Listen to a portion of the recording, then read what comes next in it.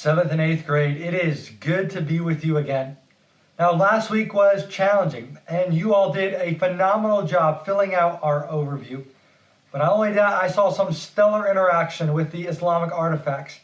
Engaging different worldviews is not always easy, so again, excellent work. Now, I would love to point out one thing before we dive into just a short introduction of week 5.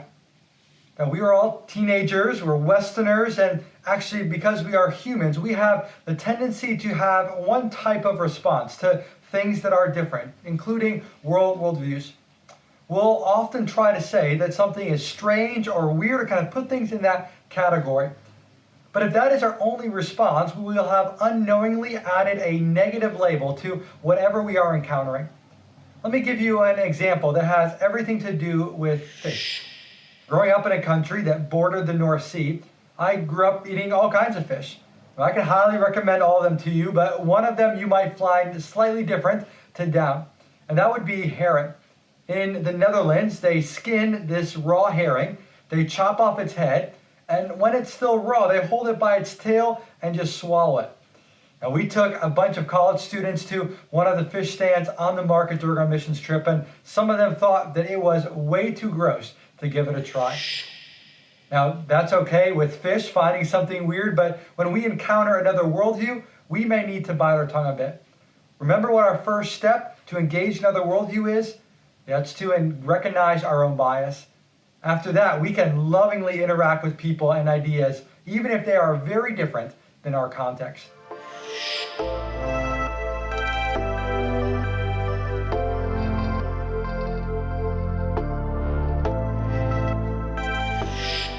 But let's get real practical for just a quick second. How do we do that? How do we lovingly interact with people that are very different, with a different worldview? Well, we are going to need to walk a narrow road with on one side the ditch of being rude, and on the other side the ditch of being a pushover. Well, I'd encourage you to follow these 3 practical steps. First, you'll want to listen. The story of Jesus with the woman at the well comes to mind, where Jesus already knew her background, but still gave her the opportunity to share about her story. Muslim, Marxist, and atheist, they're all simply umbrella terms. They don't wholesale define people, but rather they're a category that people choose to follow in. Now, after that, after we listen, we need to intentionally respect.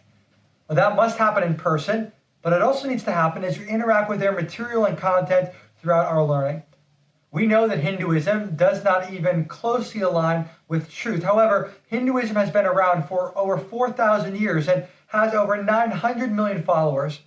If we categorically reject learning or engaging with anything related to this differing worldview, we will lose an immense opportunity to evangelize to 15% of the world's population. After listening and respecting, we arrive at our 3rd step, engaging. It is my prayer that you now have some tools in your belt to make a loving and convincing case for God, for Jesus, and for the Bible. But there's a reason why engaging is step 3. Great answers don't earn us the right to be listened to. What does earn us the right to be listened to by others is our respectful love.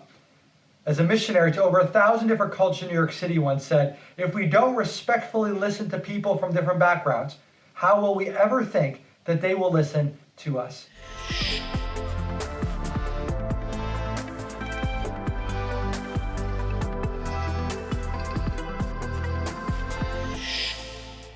Last week, we discussed 3 of the 6 worldview.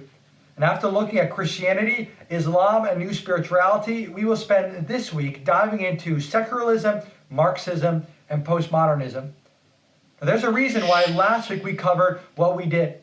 There is a clear divide between the worldviews Christianity, Islam, and New Spirituality, and secularism, Marxism, and postmodernism. The first 3 are all ancient and theistic in their nature.